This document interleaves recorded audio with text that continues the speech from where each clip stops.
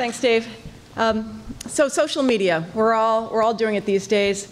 Going straight to the source, Wikipedia defines social media as media for social interaction. But as any good marketer knows, any place where two or more people congregate is ripe territory for business.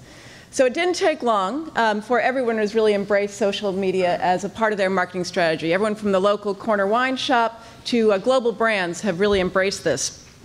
But as Dave said, as businesses increasingly incorporate social media platforms into their marketing, there are new areas of risk and liability. And so I just want to touch briefly on three areas. The first one is in the employment context. According to careerbuilder.com, probably over 20% of employers search online, do research online on prospective employee candidates.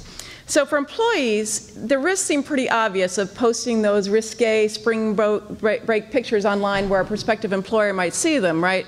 So that seems pretty obvious. But what about the risks to the employer? So you're searching online.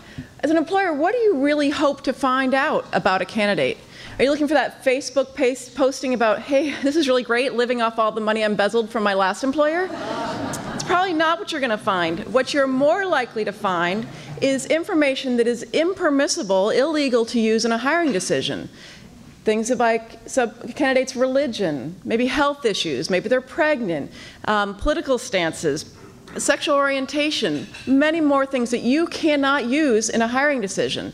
So even if you don't base your hiring decision on these factors, you could really face an uphill battle against someone who you didn't hire who can show that you had access to this information, and we're reviewing their profiles.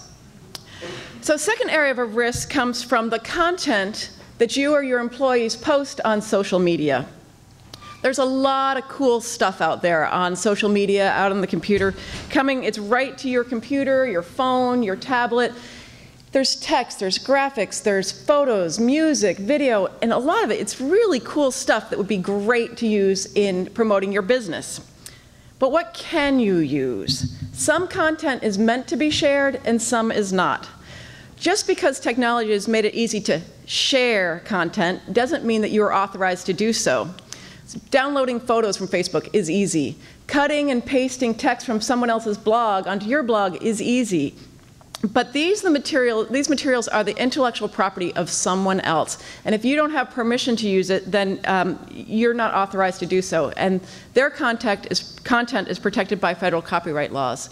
So using content created by someone else for commercial purposes, whether on social media or anywhere else, without their permission is a violation of the US Copyright Act and can result in criminal and civil liability, including treble damages, that's triple, 3 times, damages and attorney's fees. So it's a big deal. You need to own and you need to have permission for the content that you post on your social media sites. The party posting the content is the party that's responsible for the content. The Digital Copyright Millennium Act, we think social media is so new. The Digital Copyright Millennium Act was enacted in 1998, and it protects online service providers, such as the social media sites, from suits based on content that's posted by its users. So it's the poster that's going to be held liable. Copyright owners are going to go after the person who posted it. But the person posting it might face liability to the service provider as well as to the copyright owner, because most social media sites' terms of use specifically prohibit the posting of infringing material. So you're posting this up, but now you're facing liability from 2 sources: the owner of that copyrighted material and from Facebook or YouTube or whoever else you're posting it on. Now in the business context, employees may have posted this without management's knowledge, without their approval, but the company can still be liable for those postings by its employees. So it's very important to keep on top of. The third area of risk is also in the realm of the content of your postings, and that's for breaching someone's right of publicity. Thanks to Hollywood, California has long recognized the value of celebrity endorsements and that value belongs to the individual. California's right of publicity statute provides liability for any person who knowingly uses another person's name or image for marketing goods or services without that person's consent.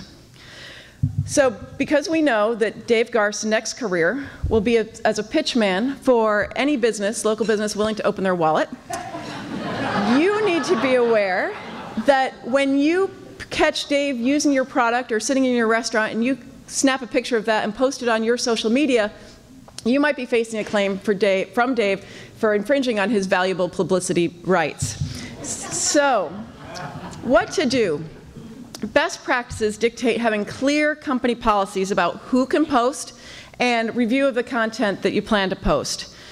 I know you don't want to stifle creativity, and you might be really excited that all your employees really want to promote your business, but it's important to control the message. Just as your business has policies about who places ads and who designs those ads or who writes and distributes press releases, it should have the same policy for posting of company content in social media. The result will be more consistent branding and messaging and less risk to your company. Thank you very much.